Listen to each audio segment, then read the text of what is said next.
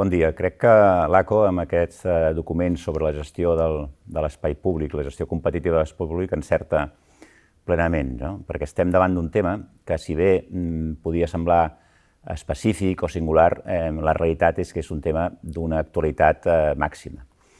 L'espai públic sempre ha sigut objecte d'activitat econòmica, recordem fires, mercats ja de segles enrere, s'ha convertit en els últims anys, i especialment en les èpoques més recents, en un espai central d'activitat econòmica. Aquí s'hi desenvolupen moltes empreses, s'hi desenvolupen moltíssimes activitats diverses.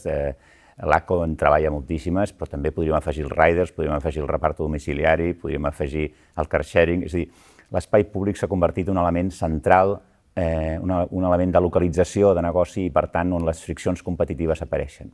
L'ACO genera un document que és una guia especialment dirigida al sector públic, que és molt divers i molt plural a Catalunya. Tenim més de 900 ajuntaments i crec que podran trobar aquí una eina de gestió dels seus expedients cap al futur.